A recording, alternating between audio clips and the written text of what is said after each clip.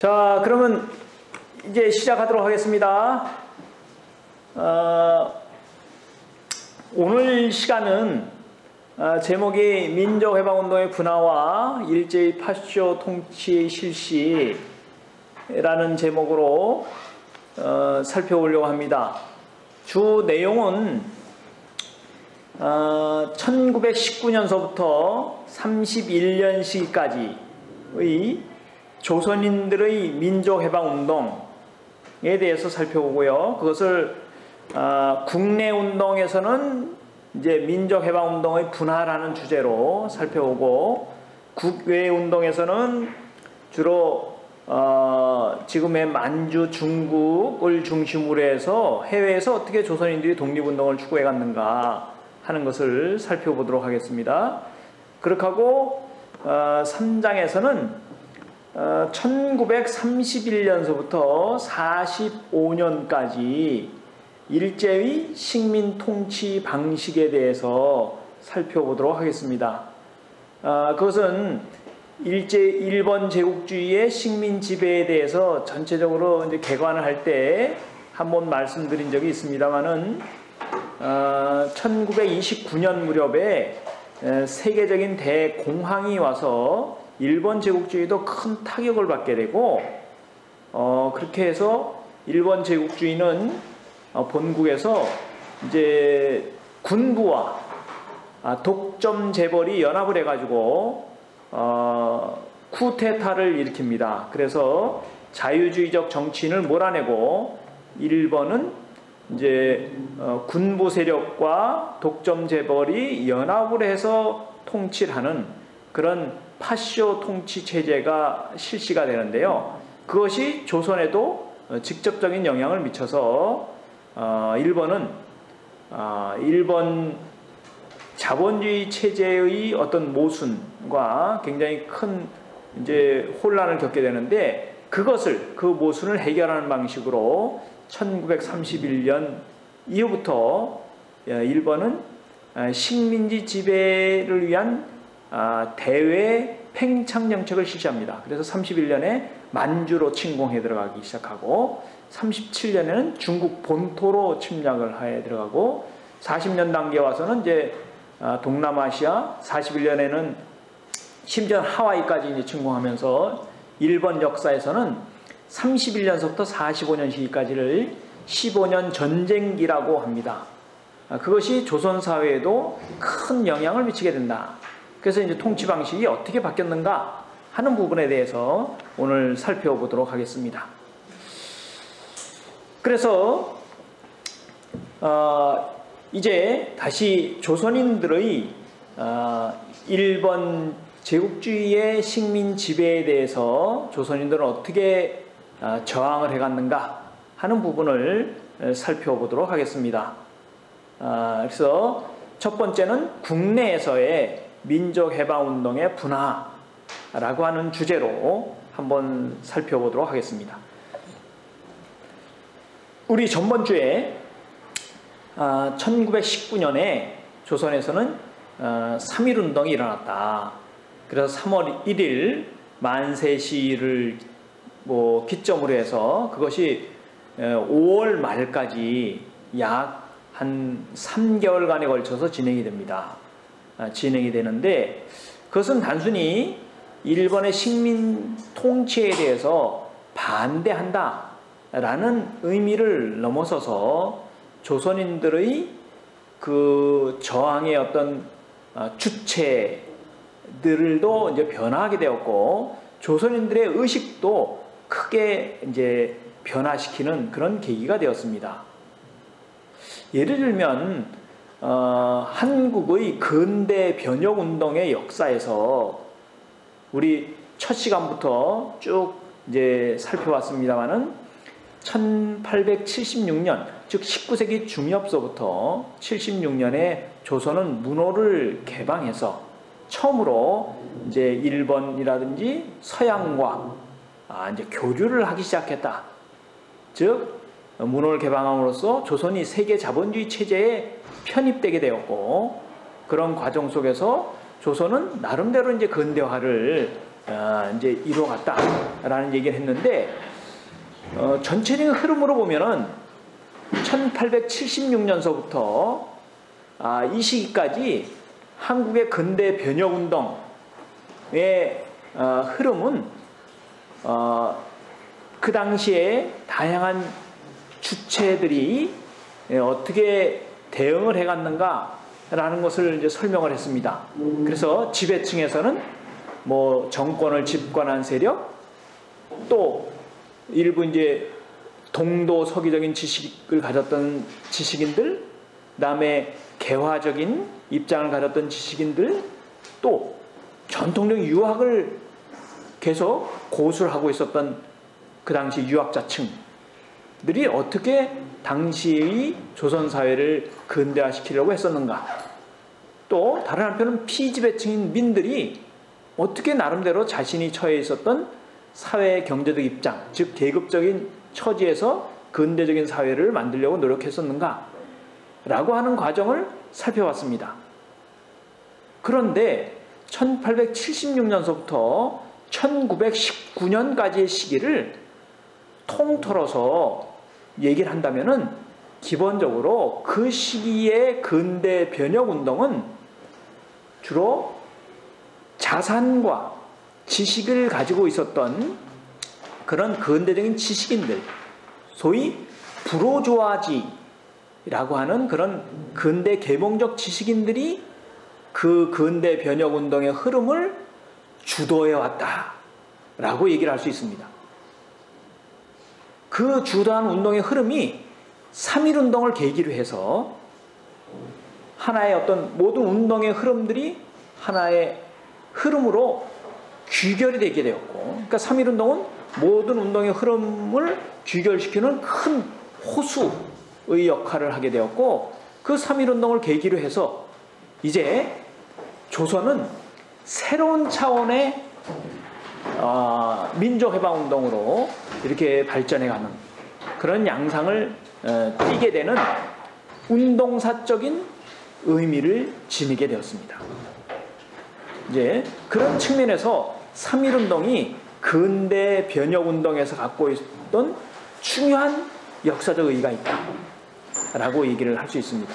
그래서 이제 3.1운동을 계기로 해서 1920년 조선인들의 그 당시에 근대 변혁운동과 민족해방운동은 새로운 차원으로 나가게 되었다라고 얘기할 수 있고요.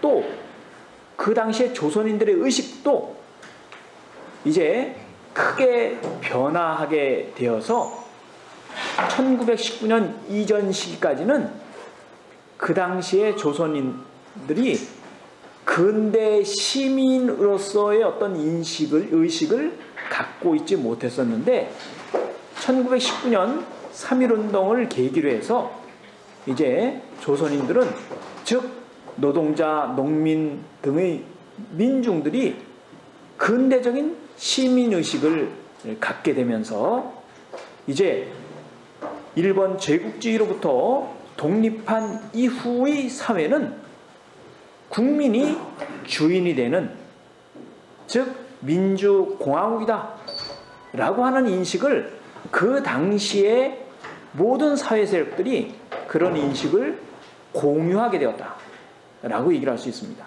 이제 그런 측면에서 1919년 3.1운동은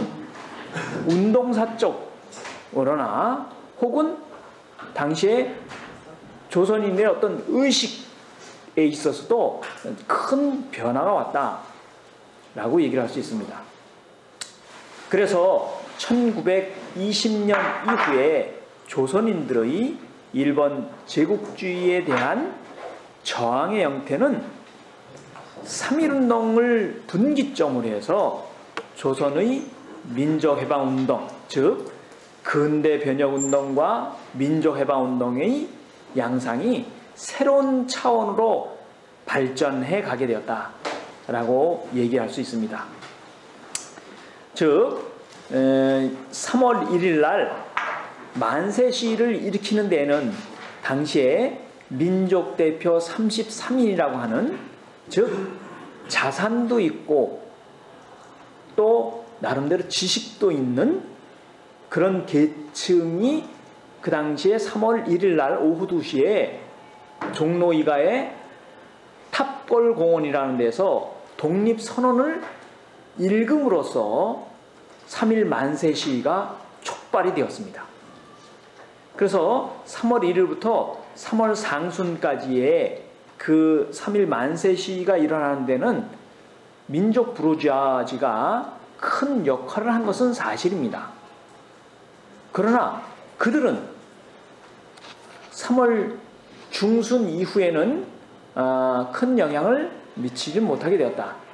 왜냐하면 그들은 3월 1일 날 오후 2시에 탑골공원에서 나름대로 독립선언을 읽은 이후에 그들은 조선총독부의 정무총감에게 연락을 해서 그들이 만세 시위를 독립선언을 읽었고 우리가 만세 시위를 주도했다라고 하는 형태를 이제 조선총독부의 정무총감에게 보고를 합니다. 즉 자수를 하는 거죠. 그래서 그들은 이제 다 이제 구속되게 되고 그 이후에는 3월 중순 이후부터는 이제 나름대로 당시에 학생, 지식인, 농민, 시민, 학생들이 주도해가는 그런 양상을 띠게 되었어요. 그래서 3.1운동의 지도층이었던 민족 부르주아지들은 그 자체의 경제적인 취약성과 그 지도력의 불확고성 또 지도 이념의 막연함 때문에 그 이후까지 주도를 해가지 못했던 그런 양상을 띄어가게 되었고 3.1운동 이후에는 이제 분화가 되어가는 그런 양상을 띄어갔습니다. 반면에 1920년대 이후에는 일본 제국주의의 식민적 경제 수탈이 강화되어 가면서 당시에 노동자, 농민을 중심으로 한 그런 층들은 경제적으로 몰락해갔고 또 다른 한편으로는 1920년대 이후에 3.1운동을 계기로 해서 노동자, 농민을 중심으로 한 민중들이 이제 의식이 각성되게 되고 또 그것을 바탕으로 해서 조직화 운동이 일어나게 되면서 이제 당시에 일본 제국주의에 대한 반제 반봉건 민족해방운동의 투쟁이 이제 극심하게 전개가 되는 그런 양상을 띠게 되었습니다. 그래서 1920년대 이후에는 민중이 즉 대중이 운동에 이제 전면에 나서는 그런 계기가 되었다라고 얘기할 수 있습니다.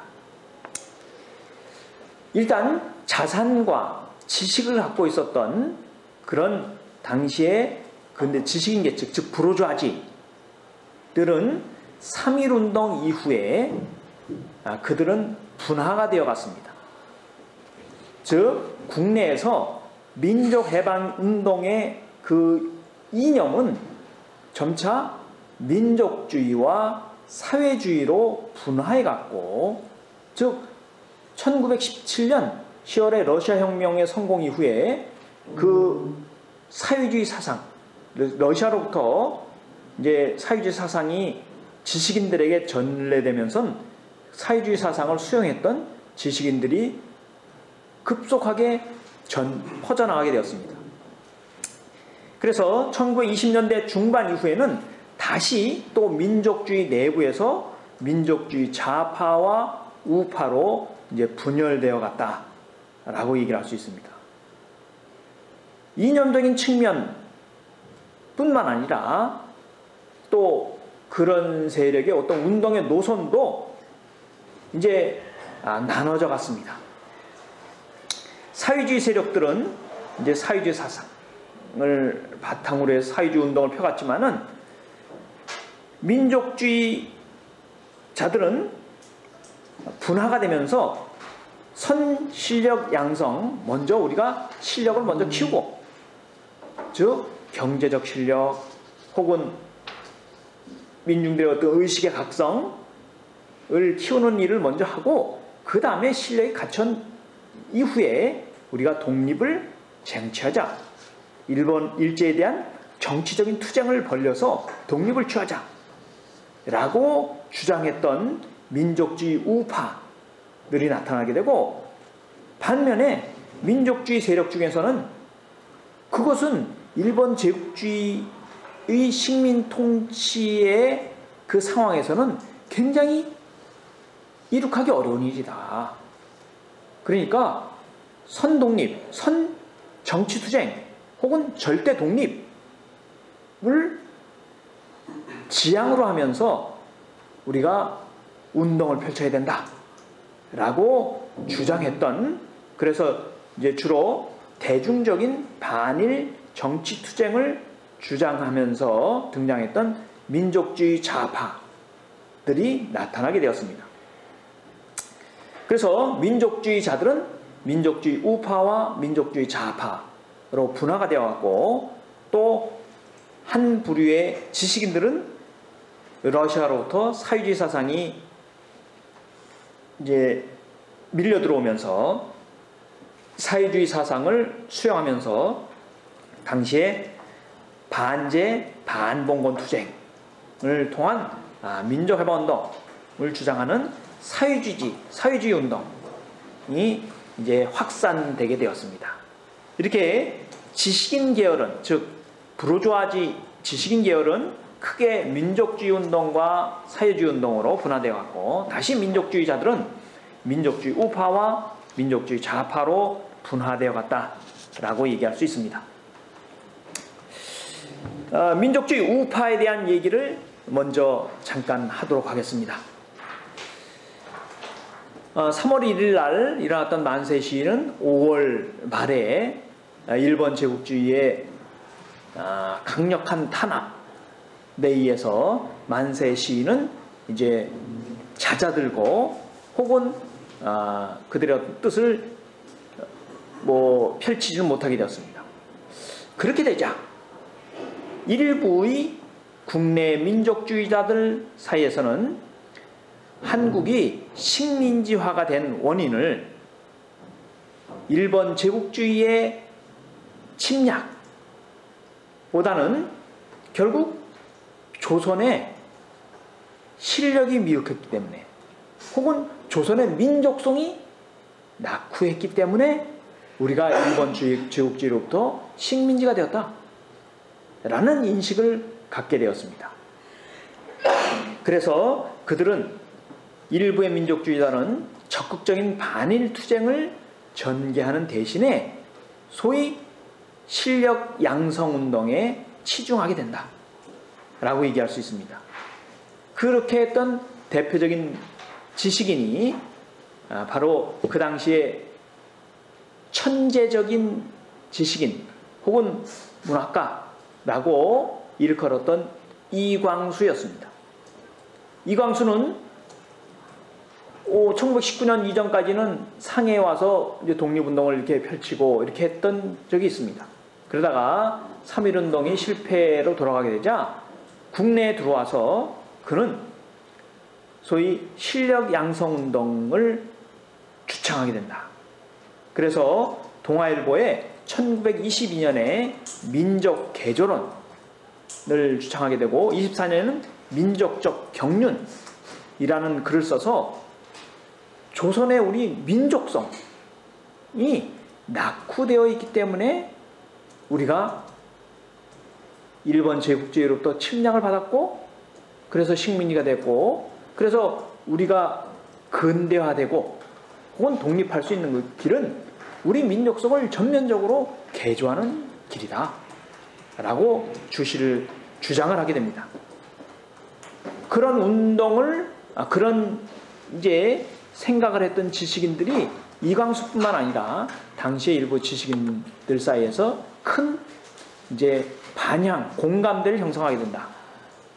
그래서 그들은 선 실력 양성, 후 독립을 주장하게 되었고, 그런 민족주의 우파들은 1920년대 이후에 신문화건설을 내걸은 청년의 운동 혹은 교육진흥운동을 내세우면서 각종의 학교 설립운동, 그래서 대표적인 경우는 이제 고급 두뇌의 어떤 양성이어서 이제는 민립대학을 설치를 했는다. 이런 운동을 펼치게 되었고, 또 다른 한편은 경제적인 실력을 키우기 위해서는 민족 자본을 우리 육성을 해야 된다 라고 하는 측면에서 민족 자본을 육성하기 위해서는 조선인들이 조선의 물산을 사용을 해야 된다. 이제 조선인은 조선인 물품을 애용을 해야 된다는 그런 물산 장려운동을 펼쳐가면서 대대적인 20년대 중반 이후에 문화운동을 전개해 갔습니다. 그래서 민족주의 우파들은 선 실력 양성 후 독립론의 입장에서 대대적인 이런 경제적 실력 양성운동, 그 다음에 교육적인 혹은 문화적인 측면에서 이제 선 실력 양성운동을 펼쳤다라고 얘기를 할 수 있습니다. 이렇게 민족주의 우파들은 나름대로 선 실력 양성 운동을 이제 펼쳐가다가 그 중에 일부의 세력은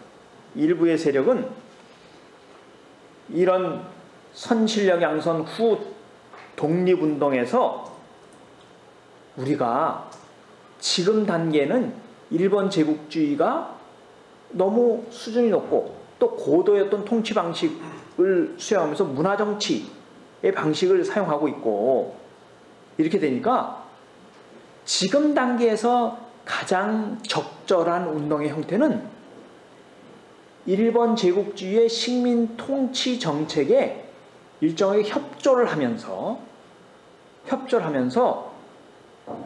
청원 운동을 통해 가지고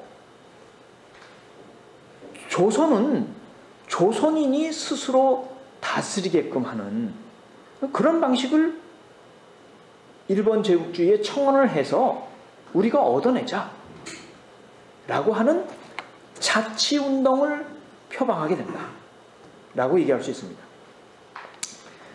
즉 식민지 지배하에서 실력 양성운동이라고 하는 것은 굉장히 한계가 있는 운동이었다. 일본 제국주의가 혹독하게 정치적으로나 경제적으로나 이렇게 통치하고 있는 부분에서 우리가 실력을 키운다는 것은 굉장히 나름대로는 어려운 그런 이제 한계가 있었다. 그런데 그것을 일본 식민 통치에서 그것을 찾지 않고 조선의 민족성의 낙후함으로부터 찾게 됨으로써 다른 한편으로는 우리가 일본 제국주의로부터 현재 독립할 가망성은 없으니까 일제 식민 통치에 협조를 하면서 일본 본국에게 우리가 청원을 해서 상소를 올려가지고 일본 본국으로부터 조선의 통치는 조선인이 하게끔 하는, 그래서 그 20년대 중반 이후에는 일제 식민정책에 협조를 하면서 나름대로 조선의 통치를 조선인이 얻어내자고 하는 그런 자치운동으로 발전하게 되고, 당시에 조선 총독은 그런 부분을 또 한편으로는 흘리기도 합니다. 그래서 니네들이 우리의 식민 지배 정책에 잘 협조만 한다면, 즉 우리의 말을 잘 듣기만 한다면은 우리가 자치권을 넘겨줄 수도 있겠다. 이런 식으로 회유를 하면서 당시에 민족주의 하여튼 우파의 지식인들을 이제 회유를 하게 되고, 더 나아가서는 일제 정책에 협조를 하는 부일 세력으로 이렇게 나아가는 그런 형태를 띠게도 됩니다. 그렇게 되게 되자 민족주의자 중에 일부는 그 부분에 대해서 위기의식을 느끼게 되고, 그래서 이제 민족주의 좌파들이 나름대로 그 부분은 잘못된 운동이다 라고 이제 비판을 하게 되고, 또 사회주의자들도 민족주의자 우파 중에서 그 운동의 흐름이 자치운동으로 20년대 중반 이후에 점점 흘러가게 되자 그 부분에 위기의식을 느끼면서 이제 사회주의자들도 민족주의 좌파와 같이 협동하는, 연대하는 그런 협동전선 운동들이 20년대 중반 이후에 나타나게 됩니다.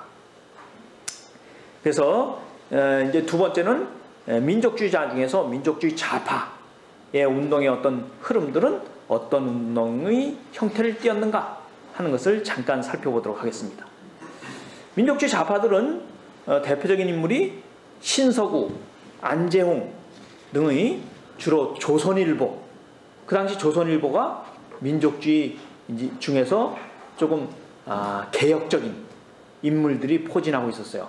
반면에 동아일보는 김성수 등의 민족주의 우파 입장을 대변하는 그런 소위 신문이었습니다.